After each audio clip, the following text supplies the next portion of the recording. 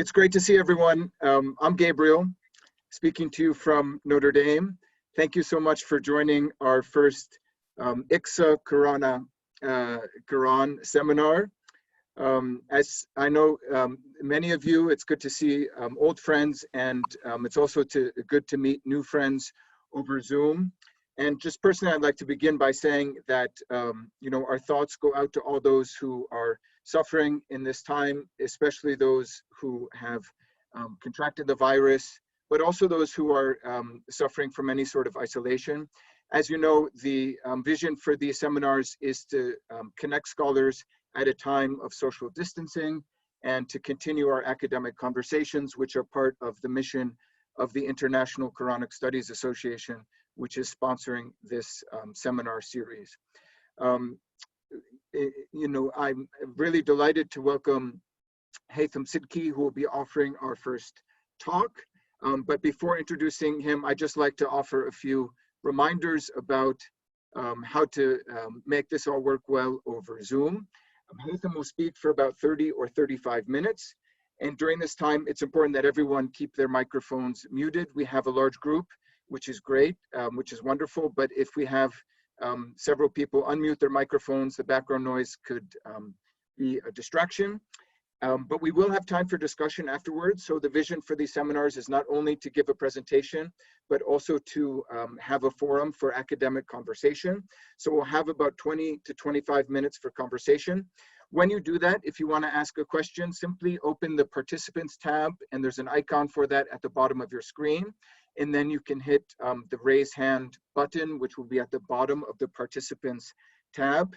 Of course, before speaking, you want to remember to unmute, and you can do that by hitting the icon in the bottom left of the main screen, or simply by holding down your space bar when you are speaking. And then after our conversation, we'll end promptly after 1 hour, so at noon New York time, but we can keep the conversation going over Twitter or other social media using the hashtag IQSA Zoom. And as I mentioned on the website there, we will be posting the recording of this talk to the IQSA YouTube channel. So you'll be able to see this in all of the talks there.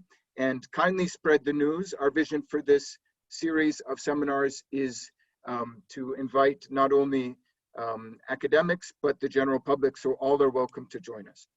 Okay, and now I have the pleasure of introducing Hythem. I'm grateful that he's offering our first talk in this series of Corona Qur'an Seminars. I should be careful with the alliteration there to keep that straight.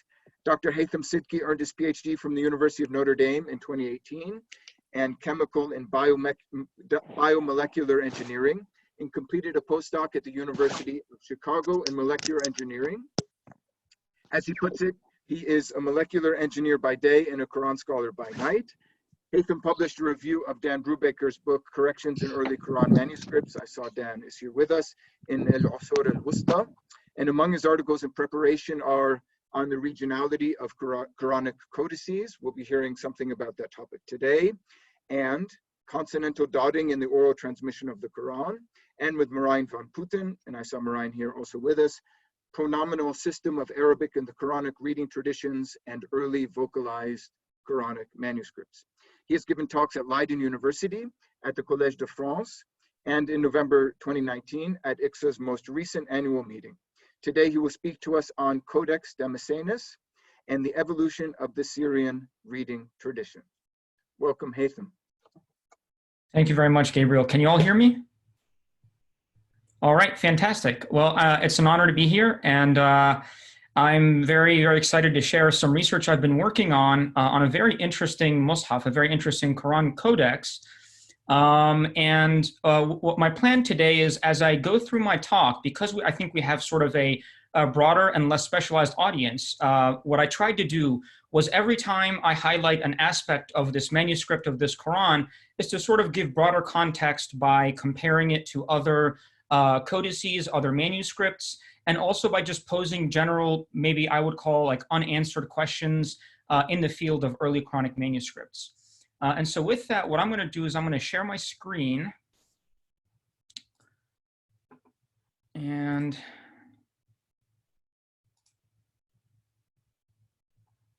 I have to give Zoom permissions here. Apologies.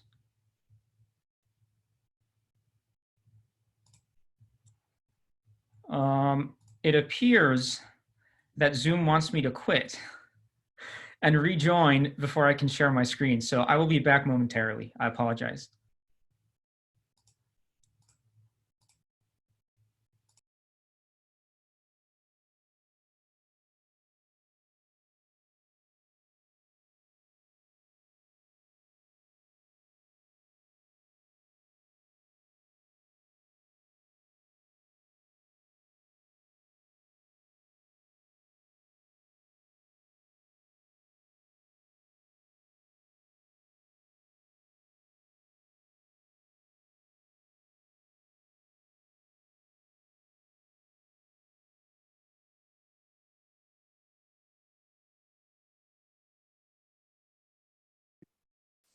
All right, I am back. Can everyone hear me?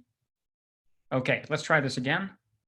It says that the host has disabled attendee screen sharing. So Gabriel, if you can just... I can take care of it. Thank you. All right, let's try this again. There we go. And awesome. Okay, so I want to talk about Codex Damascensis and the evolution of the Syrian reading tradition. So the title or the name Codex Damascensis is a preliminary title. It would usually receive a number, but since there are a number of manuscripts that come from the Umayyad Mosque in Damascus, hence the name Codex Damascensis, and they haven't been sorted through, there's no number assigned to it yet. So I just kind of left it blank like that. So the first thing I want to do is kind of highlight the physical attributes and aspects of this manuscript. I've been working on this manuscript for a while, actually, a couple years now. There are 4 folios held in Paris, Bibliothèque Nationale in Paris, under Arab 6140A. 4 folios are there. There are 2 additional folios in Cambridge University Library under the MS-ADD 1125 shelf mark.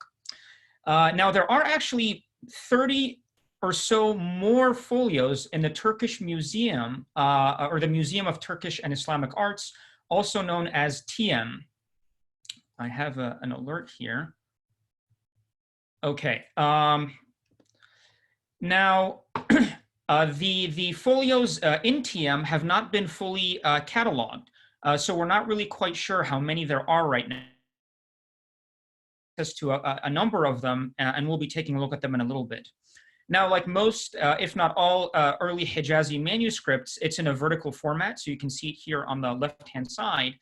And according to François de Roche, this is in the Hijazi 1 script. So this is one of the oldest paleographic script styles of Quranic manuscripts. This specific manuscript is undated. By that I mean there is no colophon, there's no waqf that survives, and no radiocarbon dating has been done on this manuscript.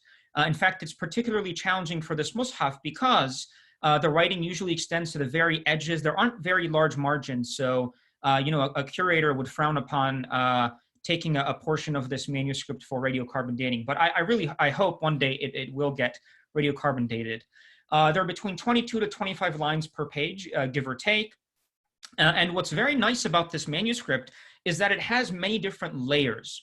And what do I mean by that? I mean that this manuscript was originally written, so you can see the original consonantal text, but then the manuscript was vocalized. So there are these red dots, which we'll take a look at a little bit later. And then there are verse separators, like this little red ha that we see right here on these dashes. And actually through investigation, you can find that all of these different layers didn't happen at the same time. They took place over time. And what that allows us to do is study each layer independently and look at how this manuscript evolved over time. Can we, based on looking at the different layers, can we say something about where the manuscript was held, where it might have been transported to back and forth, etc. So the beauty of this is it's very layered, and it gives us a good picture into the tradition it represents. Now, between the folios that are in Paris and in Cambridge, those hold about 4.5% of the entire Quran. Altogether, with the folios from Turkey, it's about a quarter of the Quran. So it's a substantial percentage of the entire text of the Quran. So it's a very interesting manuscript. All right. So some aspects of the Mus'haf include verse separators. So again, I talked about this layered history. So the first layer, as far as verse separators are concerned, are these sort of strokes, these sort of diagonal oblique strokes that are usually about 5 or so stacked on top of each other that separate each verse. And then someone later on came along and in certain places erased these original verse separators and added 5 mark and a 10 mark.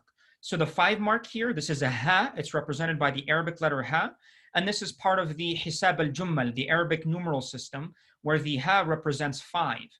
And at a 10 verse mark, what they did is they put a red circle and they surrounded it with a series of dots, a series of decorative dots. So this marks every 5th verse, and every 10th verse is marked with this symbol right here.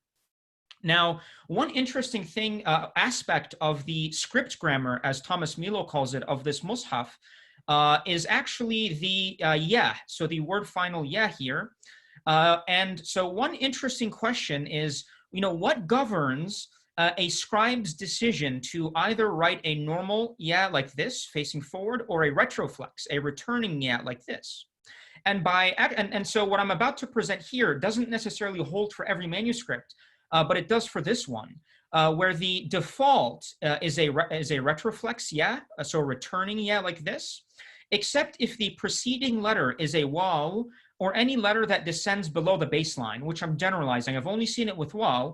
And so it shows that the scribe had a sort of geometric considerations. They didn't want to draw the ya returning such that it didn't intersect with the waw, or at least perhaps considered it to be displeasing visually.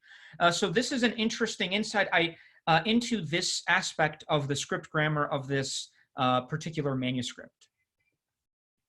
Now, one thing I think I like to compare this Mus'haf with, this manuscript with, so on the left-hand side here, I have a folio from TM, from Turkey. And this one preserves a surah separator. So this preserves a transition, a surah transition. And I'm comparing it here to the very famous Birmingham manuscript. And so you can see sort of visually, they're both Hijazi script. And they both have this very distinct Umayyad noon. So the noon here, the final noon, kind of has this very sharp, almost L-shaped right here. And you can see it here as well. It's very distinct. The same kind of medial ha and many other similarities. Both manuscripts are about the same size. And what's interesting, of course, is the Birmingham manuscript has been radiocarbon dated. There was only one test done on a single folio. So I would take this with a grain of salt, but it dated to basically the first half of the 7th century. Now, what's interesting here is that in all the folios that I have seen for this Mus'haf, which preserves a surah transition, it has been erased and written over by a later hand in this more new style script. Fatihat Surat Luqman, this is the opening of the chapter of Luqman, and then it lists the number of verses in the surah. But actually, if you zoom in a little bit, you can actually see remnants of what was originally there, sort of these dark lines, a few dots here.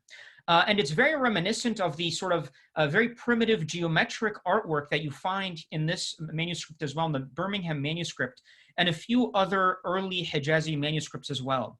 And so the reason I'm pointing out all these things is, by all indications, this is just as old paleographically, maybe even certain codicological aspects as well. Orthography is very old. We'll talk about that in a little bit.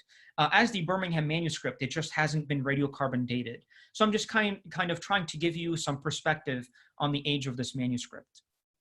Now, as far as orthography is concerned, it bears all the usual hallmarks of an old Quranic manuscript. For example, words like bi'ayatina, with our signs or with our signs, has an additional denticle, an additional ya here. Unlike the Cairo edition, which predominantly uses the spelling bi'ayatina with a single ya, So, some have hypothesized that this might represent the loss of Hamza. So this would be biayatina as opposed to biayatina. So the glottal stop is not articulated. And so this is present throughout this manuscript. Shay, so words like shay have an additional alif. It's very hard to say with these kinds of features whether they are absolute markers of archaicness or of age.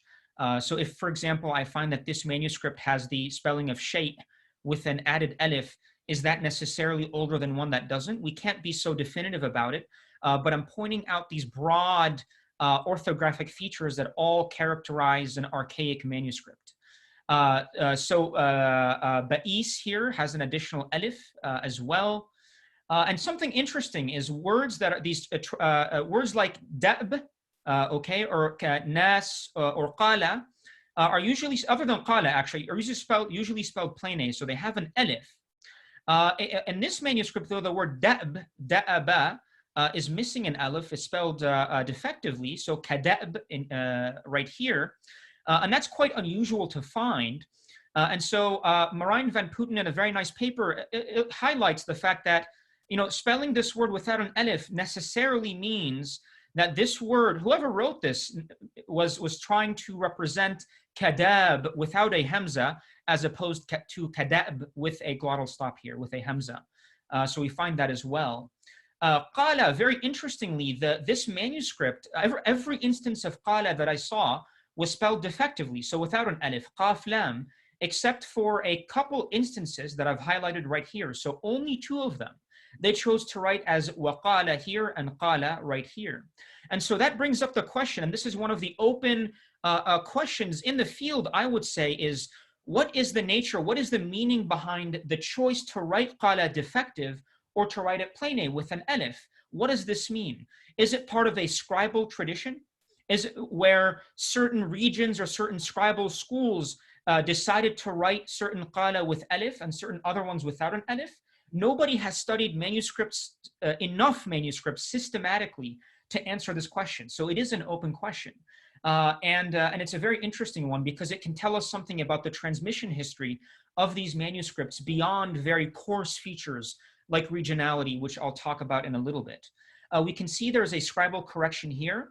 This is قال ابن he said, "Oh, son of my mother." And again, this is a facet of early manuscripts where it wrote it alif ba waw, so ibn without the hamza. And here's someone you can see. In fact, it's hard to say that this was much later. It has that very distinct noon, but maybe this tail of the alif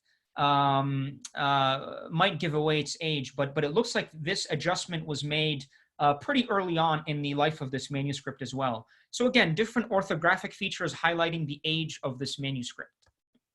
Okay, so now this brings us to scribal errors, and I put errors in quotes here because some of them do appear to be errors, and some of them were actually corrected by the original scribe, and we can tell this by the ink. So for example, fahuwa was left out right here, and it was added in by, almost certainly the original scribe who left it out. There's a waw here as well. But there are some later corrections, like an alif right here that was definitely added later because you can see it's even vocalized. And things like that. And so there are dozens of these sorts of errors and corrections throughout this manuscript. And what I want to do is zoom in and highlight a few interesting ones that stood out to me. Of course, also the study of these corrections and these scribal errors is very important to understand the evolution of certain variants in orthography, like the one I showed before, abna and also what we would consider to be non-canonical orthographic variants. Those are very interesting as well. And so with that, what I wanted to do is talk in a little more detail about some of the interesting non-Uthmanic, I will call them, variants that I found in this manuscript. So in Q7, verse 142, there's the verse وَأَتْمَمْنَاهَا. Okay, وَأَتْمَمْنَاهَا is the standard Uthmanic reading. This is the canonical text. And here we have وَتَمَّمْنَاهَا and a later alif that was added. And this is just an emphatic change in morphology here. But what's interesting is one might say, well, how do we know that the scribe didn't just forget the alif? So the scribe meant to write وَتَمَّمْنَاهَا, or وَأَتْمَمْنَاهَا, pardon, and they just forgot to write the alif. Lucky for us, we can see that the scribe actually initially wrote an alif. So you can see the remnant of the alif, and then they scraped it away, and then they wrote تَمَّمْنَاهَا. And someone later on added the alif in here.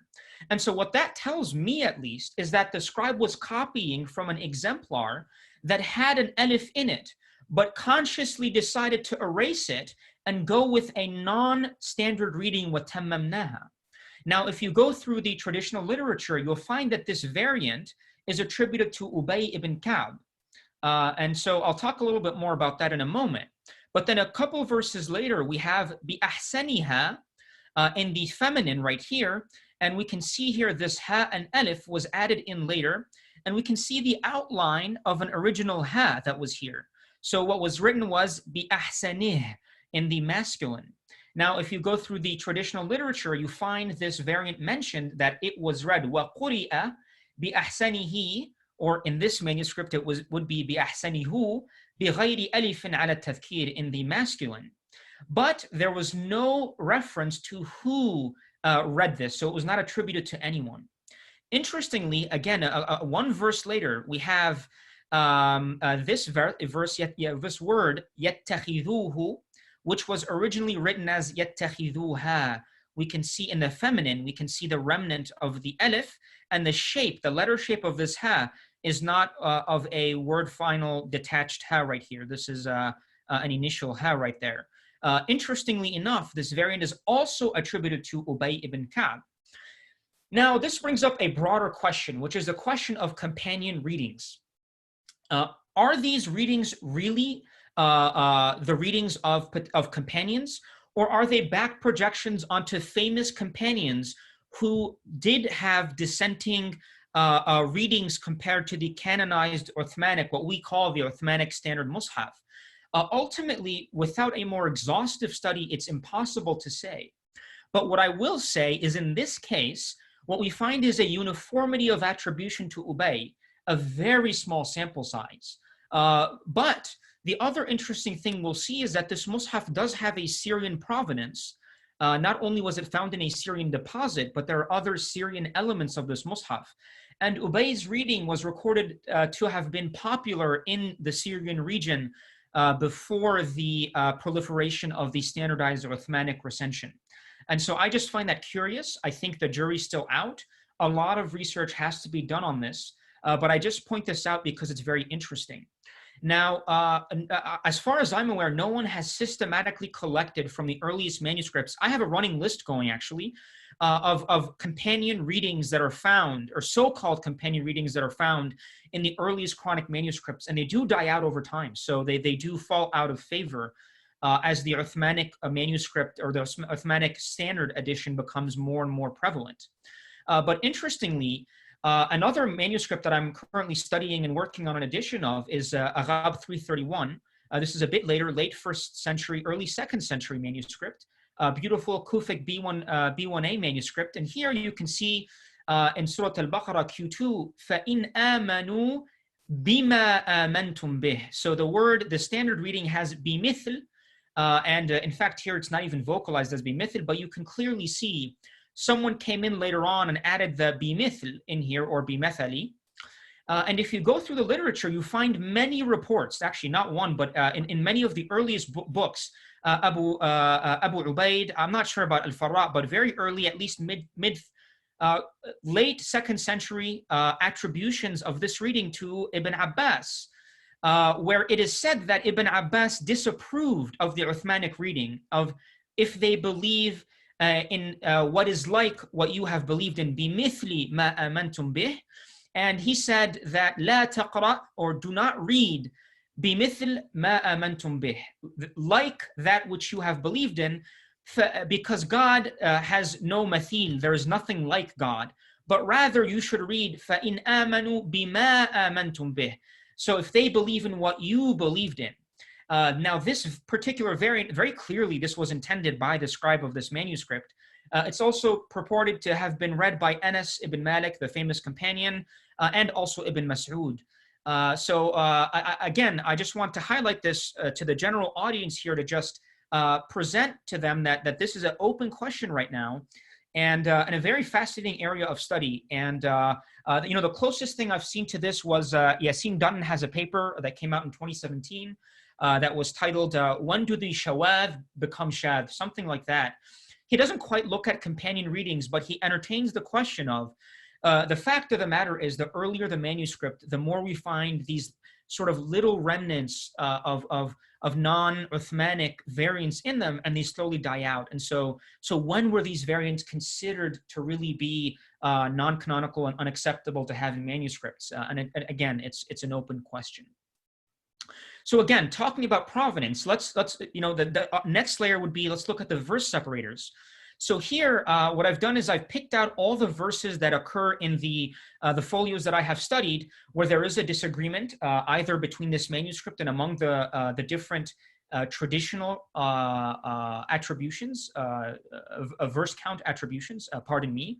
So here I use the same sort of illumination to indicate a regular verse mark, and I use this circle with a bunch of smaller ones around it to denote a 10 verse separator. So this mushaf is right here, and you can see that this one has a 10th verse marker right here, which agrees with everything but Kufa. And then ala bani Israel, this verse does not have a separator, and so it only agrees with Basra, Damascus, and Hems at this point. And so we can go through this exercise and list out all of them. We have a 5th one. And we can see here that the 5 verse separator only agrees with the 2 Syrian traditions. But then incorporating these last 2 verses, it becomes very clear that the Mus'haf here agrees with the Himsi to the exclusion of Damascus, and where Damascus has a verse separator, this Mus'haf does not. And so we can conclude from this that the manuscript appears to follow the Himsi verse counting tradition. Now, looking more into this, I actually find something very interesting. There was one verse separator here that was added. You can see it's in a black ink, or actually 2 of them that were added here in black ink that were later. They're crammed in. They don't fit in here nicely. And they don't actually work out with the counts, the circles that I mentioned, that were added in by presumably the same person. And what's interesting, and this brings up something which I think has not yet been discussed in the literature or in Western literature at all, and what I think has been misunderstood in also the Arabic literature. And this is a concept what I have tentatively titled the pseudo verse separator. It looks like a verse separator because it's a series of dashes or the same symbol that's used to mark a verse separator, but it wasn't counted as a verse separator. And how do we know this? We know this because it isn't included in the tally. So when we see a 10th verse separator and we count how many individual ones are in the middle, we find there might be 11 or 12. Now, we could say that the person couldn't do math. It's possible. Maybe they made a mistake. But when you see this repeating pattern over and over again, it must point to something more. And if you go back to the literature and dig through the books, you find that early Muslim scholars mention this concept of what they called ما يشبه الفاصلة ولا يعد, what looks like, what is similar to a verse separator, but is not counted. And so I believe that this might basically be a reference to these pseudo verse separators. And they would be the equivalent of the modern day pausal sign. Like if you open a modern day Cairo edition or a Mus'haf, you'll find the Jim, a Qaf, a Sad, which represent basically sentence breaks, natural places where you can pause. And because these symbols had not yet been invented or developed, they just used the same symbol that they did to mark verse separators, but they didn't count them. Now, looking at the variants in this manuscript, the orthographic variants, this really clued me into something very interesting. So here in Surah Al-Anfal, Q8, verse 67, we have مَا كَانَ لِلنَّبِي. So with a definite article, it is not becoming of the prophet. Compared to the standard reading of مَا كَانَ لِنَبِي, it's not becoming of a prophet. And this is found in this manuscript, Codex Damascensis. It's also found in the British Library, famous British Library Mus'haf, which has been studied by Yassine Dutton and Intisar Rab, who both show that this manuscript is Syrian, and Intisar in particular shows it is Himsi in provenance. And if we go through the literature, we find an interesting reference by one Abu Hythem Sidky, mid-3rd century scholar of readings and Quranic rasm. And he says that in the Mus'haf of Hims, so very interesting, in the Mus'haf of Hims, the one that Uthman sent to Syria, we find in Al-Anfal, Ma kana lin nabi with 2 lambs. So he mentions this variant and attributes it to Hims. And he says that this Mus'haf was sent by Uthman to Hims. Now, I show in other work through a series of including orthographic variants, but other evidences, that it does seem very likely that this is a historical detail that was lost to time, because nobody else mentions this. That in fact, it seems likely that when the Quran was standardized, when the, let's call the Uthmanic standardization project took place, the Syrian Mus'haf was sent to Hims as opposed to Damascus, which sort of would be what one would intuitively think because of the prominence of the Umayyad dynasty and the significance of Damascus to the later Muslim empire. Okay, so vocalization, a lot can be said. I am running out of time, I can see that. So what I'll say is there are many features like sulat mim, so the pronominal suffix here has vowel lengthening. This is typically a feature of Hijazi readers among the canonical readers. So instead of minkum, they would say minkumu. What's interesting is the singular pronominal suffix is actually unharmonized. So this is alayhu instead of alayhi, and this is not featured in any canonical reading. What's also interesting is every single singular pronominal suffix, masculine at least, is unharmonized except for the word bihi, which is harmonized. So it's bihi, but alayhu, ilayhu, ladayhu, etc. Very interesting. I don't have much else to say about this other than I'm working on a study of this with Marijn van Putten. So if you're interested in it, stay tuned for that work. It has hollow root imala. So this is a feature of some Kufans and of Ibn Dhakwan, who is a transmitter of the Syrian reader, Ibn Amr. So ja'akum instead of ja'akum. Daqat instead of daqat. This manuscript does feature hems. So mu'minun instead of mu'minun. Sayyi'atikum, etc. So it has features like that. Just make sure I'm not getting called out here. All right. Now, we can skip over that. Now, one interesting thing that we can do is also go through every single word in this manuscript and collect the farsh. So these are the individual variants of the words that we find in the manuscript. And this applies to everything. So ba'isin versus bay'as, mithaqa, all kinds of things, every single variation in the words in this manuscript. And we can compare these variants to the different canonical readers. And what we find is we don't see that anyone really sticks out. We can see that this manuscript agrees mostly with Asim 22 times, but also with Hamza 22 times, and then 21 times with Ibn Amr and 21 times with Kisa'i, Yaqub. It's a mix. Nothing really stands out. And so this is where I want to move to a technique. It's a numerical analysis technique called diffusion maps. I can't hope to explain this to you in this short amount of time, but it's basically a mathematical technique which allows us to take all of the information on farsh and usul, all of the reading variants in this manuscript, digest them, and spit out a portrait that represents these variations. And so when we do that, and this is going beyond farsh because this incorporates usul, it incorporates rules, and it incorporates specific variants. We can see here the star represents, I called it majhul, unknown, this unknown reading, and it lives up here. And what we can see is we have the Ibn Kathir, the Meccan, and Nafi', Medinan here, Abu Ja'far, the Medinan here, and we have the Basrans here and the Kufans here, generally speaking. And this hints at some regionality. We have the Iraqis, the people from Iraq, the Eastern readers out here, and they're separated pretty well based on Basra, Kufa. And we have the Hijazis here, and we have this unknown manuscript, which perhaps might be Syrian up here. There is one exception to this, which is Ibn Amr, who's supposed to be a Syrian reader, and he's sitting all the way here in where we would expect to have a Iraqi reading. And so this tells us something about his reading. Now, if we superimpose this on a map, funny enough, we find that this lines up with the general geography of the Middle East here, where we have the Iraqis living in Iraq, the Hijazis, generally speaking, spanning the Hijaz, and this unknown manuscript all the way up here in Syria, where we might expect it.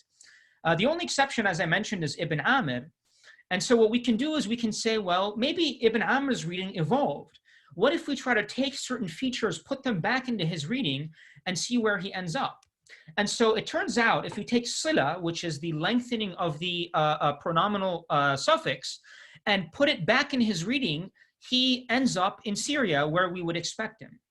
And so what this indicates is perhaps his reading went through a process of classicization, an evolution of his reading over time, such that it matched more what we would expect from the Iraqi readers out here on the right. Another interesting consequence, and I'll finish with this, is that we see regionality in the readings. And this is important because other early studies that were done on a limited selection of words sampled from the Quran, like Christopher Melchert's work, couldn't really tease out any strong indication of regionality.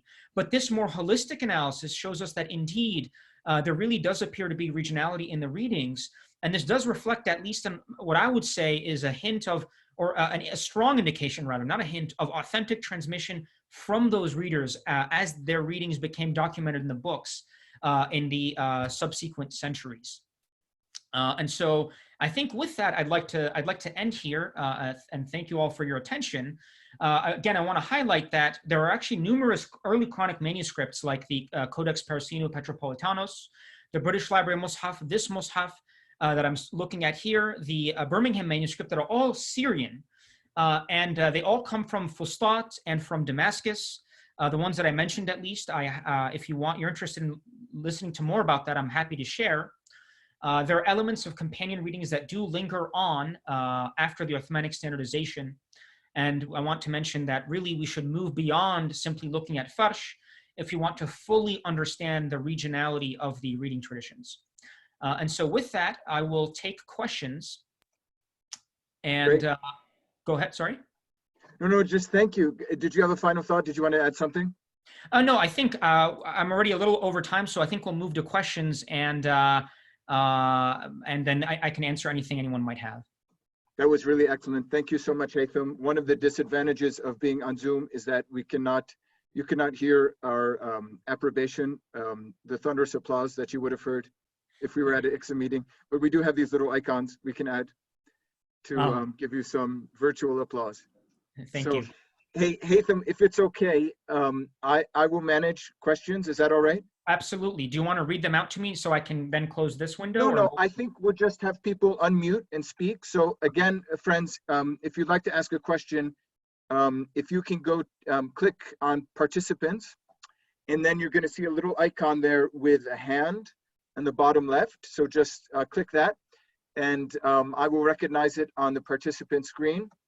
And when I call you out, just remember to unmute either by holding down the space bar or clicking the mute and unmute button on the lower left side of your screen. Okay, Abdul Karim, please.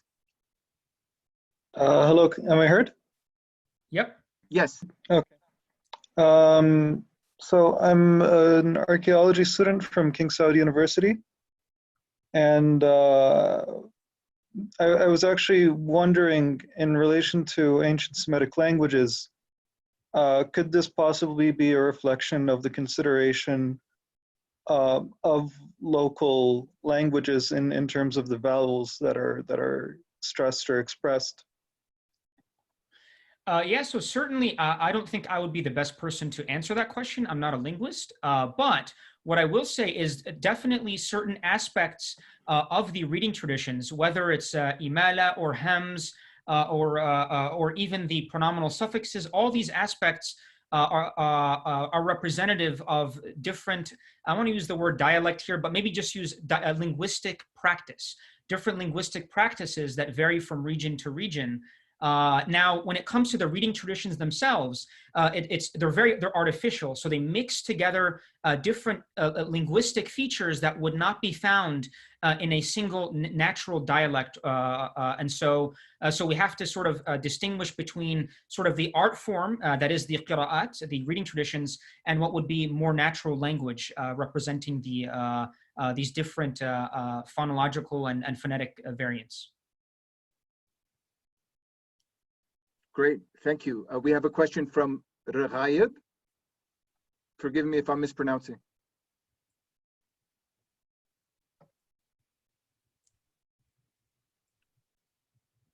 Do you hear me? Be sure to unmute.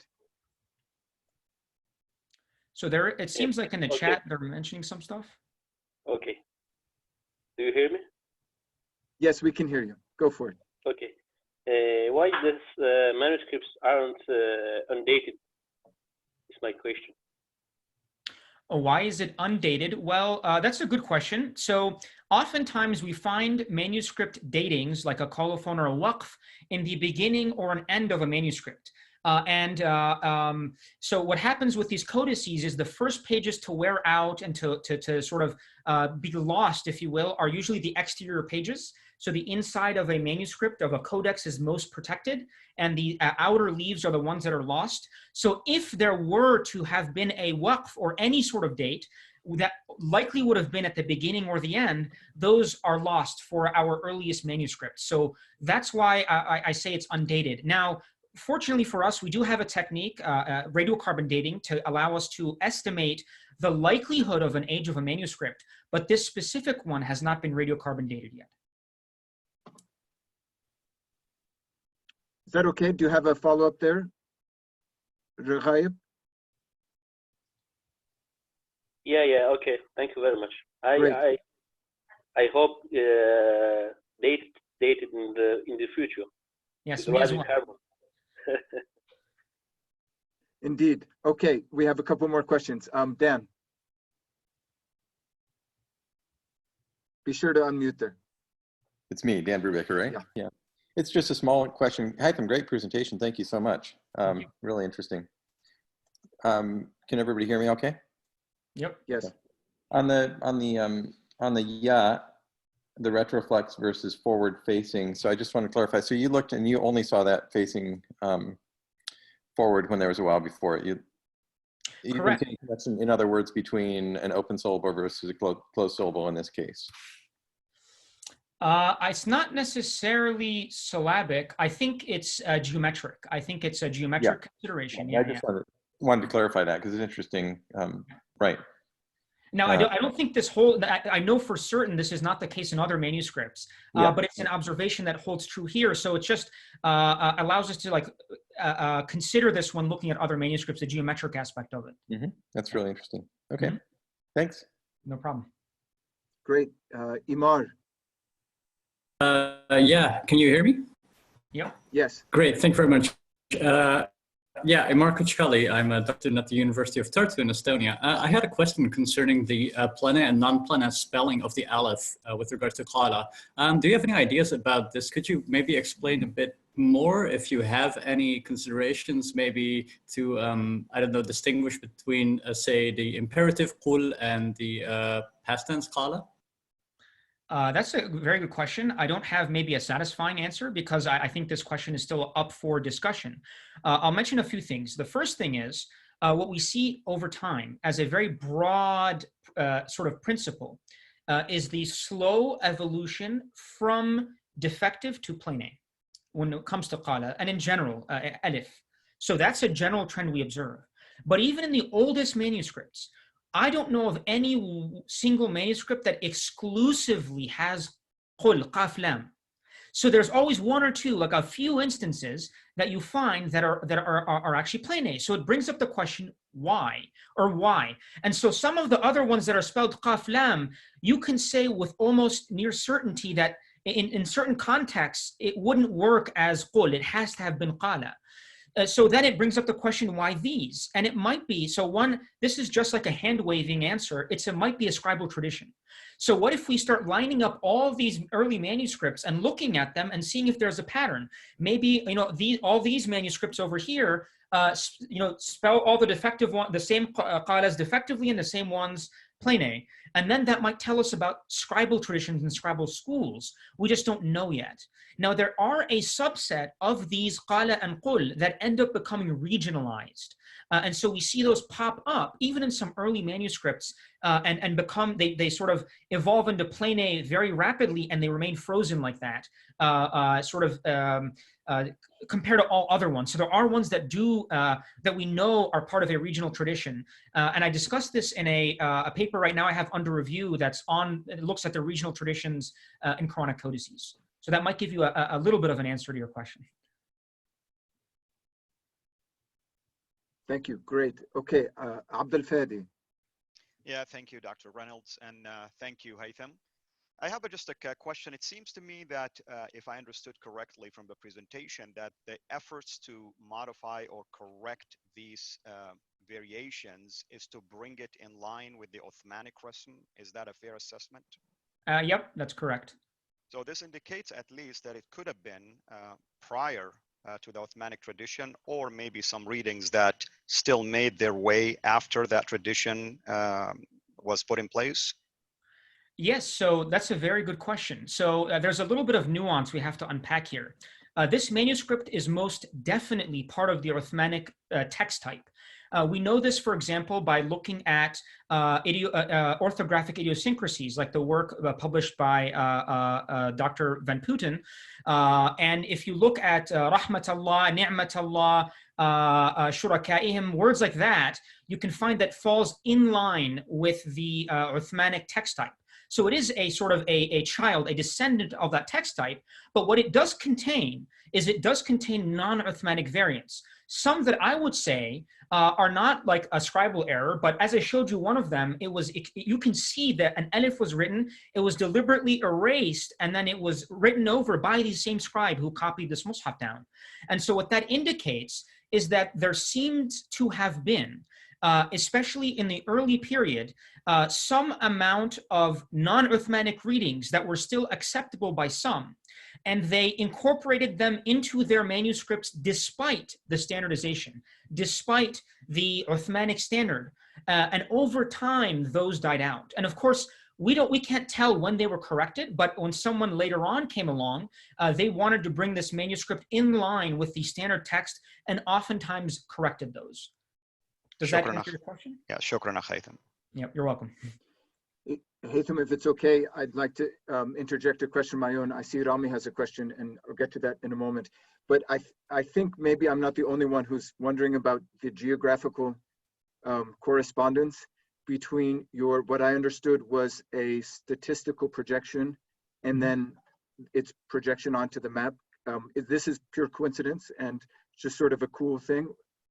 So that's a good question. I didn't have time to get into that. I had to rush it a little bit, but I don't think it's a coincidence. I think the very fact that you get something that looks like this, where you have the geography reflected in the projection. I didn't put any geographic information in this. To me, indicates that the reading traditions, as artificial as they are, they still capture elements of local in linguistic practices.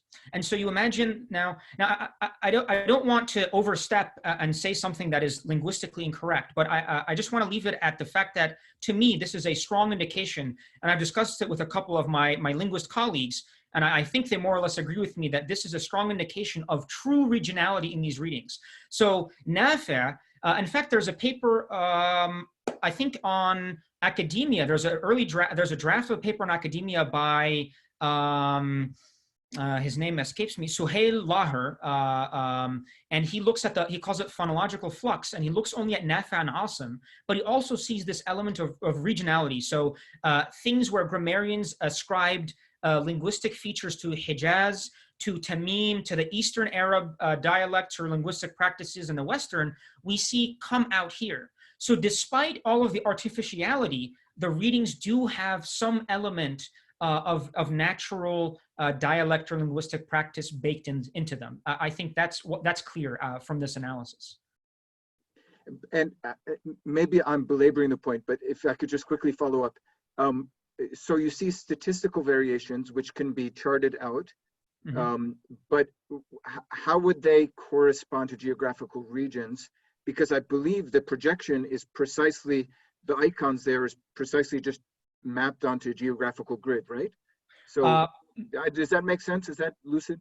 Yes. Okay. So all I did was, this is what the map looks like. I just put it on a map. I just like put a map behind it. Right, right. So, yes, exactly. So how do I explain this? Okay, so an analogy, let me give an analogy with weather patterns. Okay, so, you know, I'm living in a near the Washington, D.C. area right now. So you imagine that the weather where I am right now would be fairly correlated with the weather in Northern Virginia, for example, because we're close. Now, the temperature won't be exactly the same. I might have a little bit of rain here, but not as much rain over there. But in general, the weather in our area is going to be closer together than, say, the weather out in California. I think that's intuitive to everybody. And if it turns out, if you take weather data, like weather data, and say nothing about geography and run through the same process of projection, you would also recover a geographic map. And the reason behind that is that the something about geography gets encoded, gets baked into the measurements, that the observations that we're making. So the observations here are the variance in the reading traditions. And the geographic element would be, well, if two people or two peoples live close together, they have contact, then one would presume or expect perhaps that their language or linguistic practices might be closer than someone living far away. And so based on those correlations, that's how I imagine geography would emerge in a picture like this. Does that answer your question a little bit? Excellent, absolutely. All right. Yeah, thank you. And thanks for your patience, Rami. Go ahead. Hello, my name is Rami Halase, and thank you, Hythem. That's a wonderful presentation. Now, my question is on the words of hatta and ala. Have you looked into how they are spelled in the manuscript, and if they are the maqsura, alif maqsura or alif mamdude? And the second question, and this is a three-part question, sorry for that, but the second question would be, do you think there are any, the way that they are written, they can indicate any kind of a geographical origin of the manuscript, scribal preference, or just merely to the development of the Arabic language? And the third part, do you have an idea when that transition started to be more consistent in the manuscript? That's an excellent question. So the answer is yes and yes. So ala, so just for the general audience, we can find ala and hatta spelled either with a ya, so an alif maqsura, or spelled with a normal alif. Now the alif maqsura spelling is the predominant spelling, but we do see the alif spelling pop up. Now, what's interesting is what we find, the alif spelling is found most often in the Kufic C1, or the Kufic C, generally speaking, text script style. And one interesting thing that I found in my study of regionality is that this same text type, and actually it's in the Sanat palimpsest as well, we find this alif spelling as well. Now, which is not a C1 script style, it's actually a more Hijazi, if anything, Kufi B tendencies in it. And what I found is that manuscripts that have this feature of ala with an alif and hatta with an alif, they are, I think, almost all of them Medinan in their regional variants. So it indicates to me that it might have some Hijazi prominence to it, or at least Medinan quality to it. So that speaks to your question about, can it say something about the regionality? Interestingly enough, it does pop up in some inscriptions as well, non-Quranic, just, you know, graffiti and prayers and invocations with an alif every now and then. And as you know, all that stuff is sort of emerging from the general area of Medina and the surroundings, at least the ones that I have seen with that. So absolutely, it is an indicator, as far as I have seen, of regionality. It seems to point to the Hijaz, and maybe more specifically the Medinan text type. As for your other question about the age, it does die out. It falls out of practice. Off the top of my head, I can't give you a date, maybe 3rd century, something like that, but I have seen it pop up in Maghribi new style Qur'ans every now and then. I remember being challenged to find a later manuscript that had it, and you do see it, but it does fall out of practice in general, and you find the alif maqsura or the ya spelling, which is the normal spelling, sort of take over. Thank you, Hythem. We have maybe 2 more questions. It's 11:56, so I'll just ask the first one, which is in the chat box there, and then Matthew has a question, and that will be it. So Abdul Karim asks a follow-up. Is it possible that the dialects, it's a big one, maybe this is unfair to ask for a short answer. Are the dialects the remnants of the original ahruf? Oh, my personal opinion is no.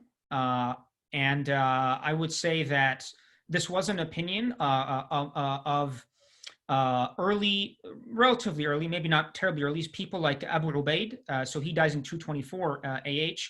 Now, as far as I'm aware, he's the earliest authority that I have found who actually claimed that the ahruf, the 7 ahruf, whatever that may be, are actually 7 dialects or dialects of the Arabic language.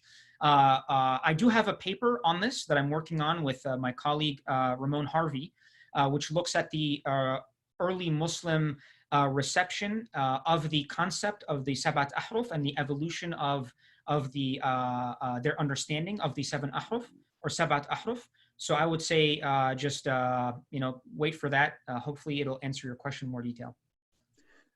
Great. And then very quickly, Matthew. Hi. Thank you, Dr. Sidky, for this amazing presentation. Very helpful.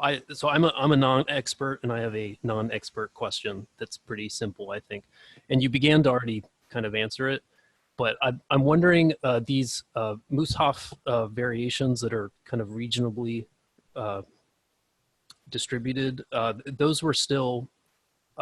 It seems like the impression that I'm getting from what you're saying is that they were relatively in active use, they hadn't all died out or fallen out of use by the time that attributions to different regional ahruf began, right? These were still being read in the 2nd, 3rd century, right? In general, would you say?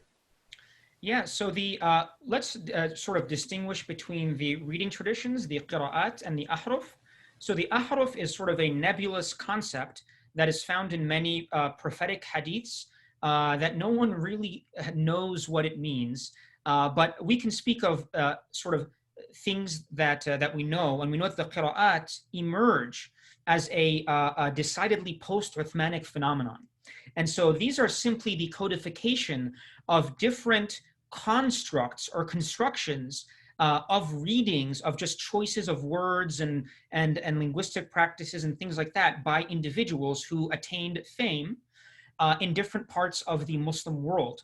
Now, these figures, they lived primarily in the mid-2nd century. They were codified by Ibn Mujahid, who dies 324, so in the early 4th century. But they were documented. You can find references to them all the way back to Sibawayh has 1 or 2 references to readings. Al-Farra has many references in his books. So we do have documentation in writing of these readings, just not in the same level of detail as Ibn Mujahid very early on. And they were alive, they were practiced and transmitted, some more than the others. So the reading of Nafi', for example, is the most well-attested reading of all the reading traditions. It spread very rapidly all across North Africa, all the way out to Muslim Spain. Very early on, it was documented very well. Another reading, like the reading of Ibn Amir or Ibn Kathir, are transmitted through singular chains multiple times before they reach 1 or 2 people. So they're not very well attested, they're not very well documented. But they were, as far as we can say, sort of a very, maybe in a cautious way, they were living, in that they were being used to some extent, not necessarily retained as the original figure in the 2nd century would have read it. That answer is still an open question. But I do recommend you read Shadi Nasr's book on the transmission of the reading traditions. It's an excellent book and primer into this subject. I'll do that. Thank you. You're welcome. Terrific. Well, before we thank Hythem officially or in any way we can through Zoom, I just briefly wanted to add a few notes.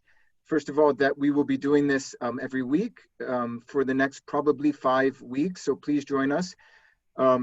So that's the good news. The bad news is that next week I'll be presenting myself on a question of sin in the Quran. But then there's more good news following that, because just today I heard from Professor Johanna Pink, who's here with us, that she will be presenting 2 weeks from now. So please tune in every week. As I mentioned at the opening, the recording of these talks will be available on IQSA's YouTube channel. And so feel free to spread the news about that and to distribute far and wide. And of course, we can keep the conversation going with the hashtag IQSAZoom. Feel free to connect with me on Twitter. Hythem and many others are also on Twitter, or you might do that on other social media platforms. So finally, you may know, friends, a couple of people have shown that there's this little icon on the bottom of the screen, reactions on Zoom or whatever language you read it in. So you can add a thumbs up or an applause. That was really great. Hythem, it puts the pressure on me next week, but I'm very grateful for that wonderful presentation. Thank you. Thank you, Gabriel. Thanks for the opportunity. Thank you, everyone. Mm-hmm.